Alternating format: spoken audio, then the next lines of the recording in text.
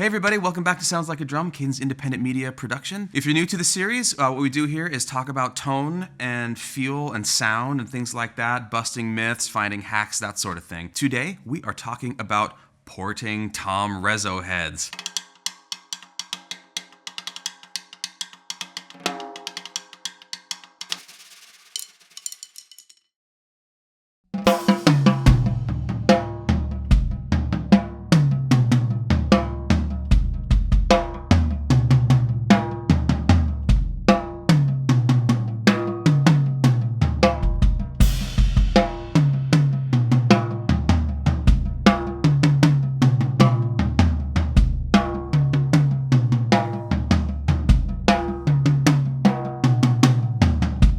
It's common to port bass drum Reso heads. We've talked about it recently. It is as common as it gets. And we have been asked a bunch of times by viewers what the nature of porting the Reso on a tom would be. What would that do? And I was surprised to discover that there are actually products out there in the world that are built for this, and there are people that actually do it. My immediate concern was that there's not that much air in a little tom compared to a bass drum, and we tend to want a little more tone out of toms. So I was in the mind that maybe it was going to be like an interesting split the difference kind of thing between regular tom sounds and concert toms. And we had some kind of bizarro discoveries that were super interesting. Thanks again to ProMark by D'Addario, our presenting sponsor, for helping us out. So what we did basically is we set up the toms with the same graduated heads that we've been using in the last couple of videos, which is a G1 batter, a G12 batter, and a G14 batter around the toms. We put clear G1s on the bottom. We're going to play through that way, and then we're going to cut holes in those heads and play through them again, and we're leaving the batters alone, and we're just going to kind of see what it does. So first off, this is regular full heads on the bottom. We're using our go-tos for the tom tops today, the SM57, pretty much industry standard, and we use them all the time. And yeah, here we go.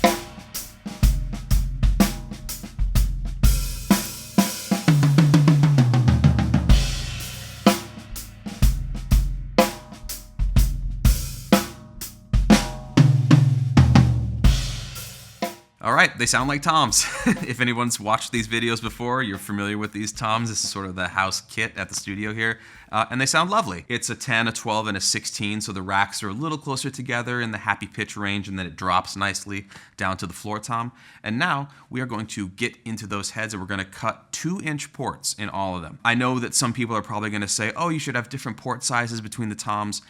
That is an interesting idea, and I am curious about that too, but for those of you who are going to go on the Patreon later, we're actually going to internally mic them with the 57s, and you can check that out there. So we couldn't do smaller than a 2-inch on any of them, and a 2-inch seemed like also big enough to kind of get the effect that we're going after.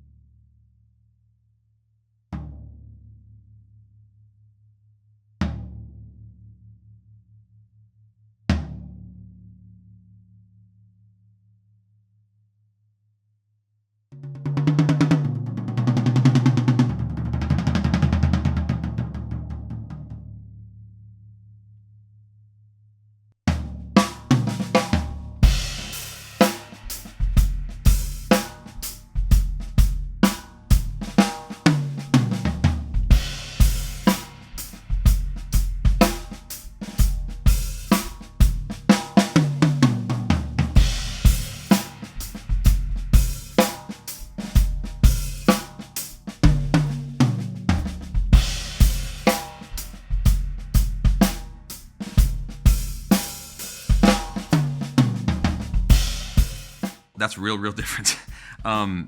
And immediately when we were checking it out before we mic'd up the kit, we just kind of put our hands underneath the hole while we hit it, and all of the air is going out of the drum. And what that means, same as with the kick, is that tone and sustain is leaving the drum because that's the air. And since it can escape through a fairly sizable hole in the bottom head, you're immediately getting more attack, shorter decay, a little more activity in the overtones, the higher overtones in the batter heads, and overall kind of a funky sound at low dynamics and kind of a rad, aggressive, almost concert Tommy sound when you really lay into them. This is a point where I would say that your batter head choice is actually going to influence this a lot, and we left these as they were because we are familiar with this sound and kind of comfortable with like the vibe of it and everything. But if I was thinking in terms of going after a short, punchy, aggressive tom sound, and I was thinking to myself, I'm going to cut holes in the Reso heads, I would definitely go after batter heads that had a little more mass to them, either like a 2-ply, like a G2 kind of thing, or maybe even as far as like a hydraulic or something like that that's got even more mass, because with mass you're going to get tone, but then we're defeating the length of that tone by cutting this hole in the bottom head. So if you've ever played like thicker heads like that and been frustrated with how much they ring and how long the sustain at the low end is, this could be a usable thing. It's kind of an invasive hack. It's not something you can just kind of do on the fly. So yeah, I mean, I guess take all that with a grain of salt, but it is a very interesting thing. And I will say that we had really fascinating results with internally miking them. And if you're in for it, go to the Patreon and check that out, because it was very fascinating, not only to hear the difference between just moving the mic inside, but also what it meant when we added a little EQ and kind of produced them a little bit the way that you would if you were doing this in a studio or something like that. Now, let's go back and have a real fast back-to-back comparison of with hole and without hole.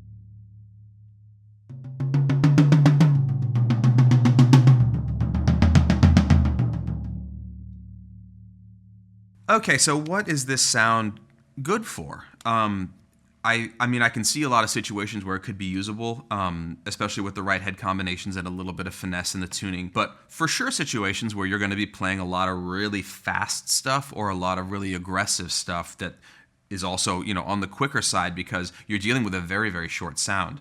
And you're dealing with very little tone, which some EQ and some, sort of discerning choices you can bring some of that back.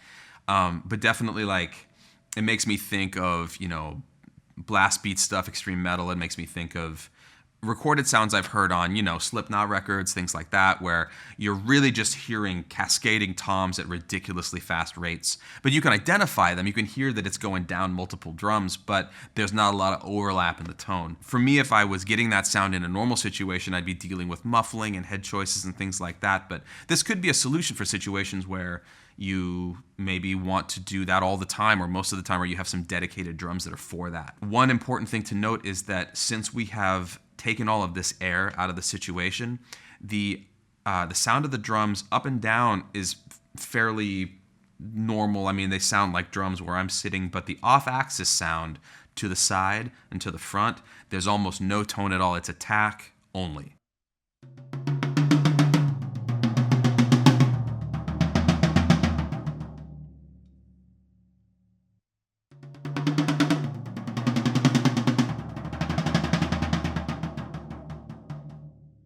That is going to influence recording situations for sure. Live situations maybe a little bit less, where you're leaning on the close mics a little bit more, but in a recording situation with a room where there's any kind of room miking at all, and even the overheads, there's just not a lot of tone going anywhere. It's within 18 inches of the kit. So that's important to know. We've talked about this a lot before with tom tuning in general and about where the audience is. Sometimes the audience is the microphone, sometimes it's people, sometimes they're right there, sometimes they're 200 feet away.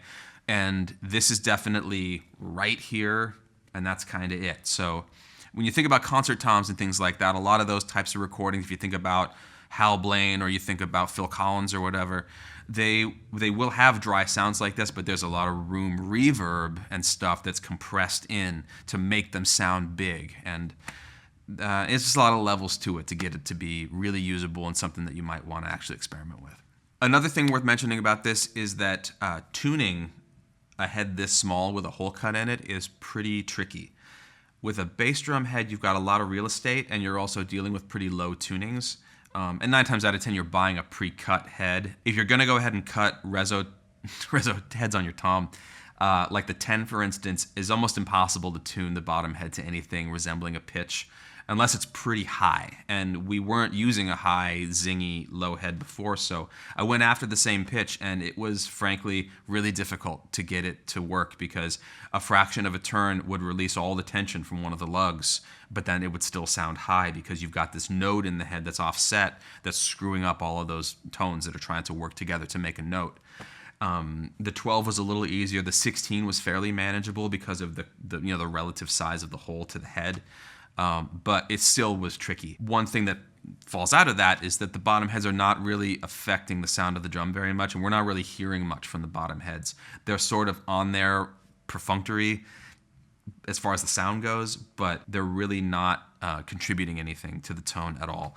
And I fussed with the pitch of the bottom head a little bit, and it really didn't affect the sound or feel of the batter kind of at all, because the air hitting it from the batter at a different tension is what changes that, and since all the air is going out, it doesn't really do anything. As you can see, we cut these ports offset, kind of toward the edge, the way that you usually see ports on a bass drum Reso as well.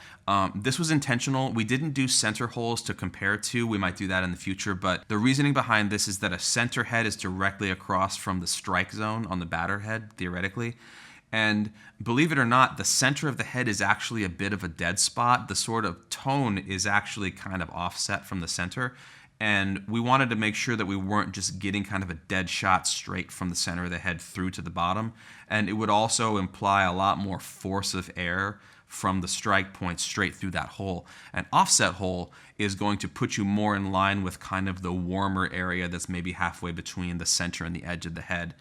And if you happen to do this and try out center, we'd be curious to see what that turns out to be like too. But we'll probably try it out sometime. But the offset thing made the most sense for us based on the physics that we understand about the tom heads. So that about does it for this. Of course, there's going to be extra content on the Patreon, fair amount, so please go check that out.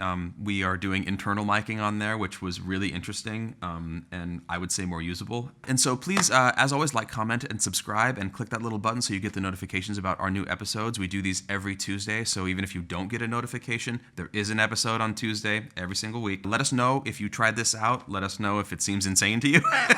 It seemed pretty wild to me. I've definitely never done this before. Thanks again to ProMark by D'Addario for being our presenting sponsor.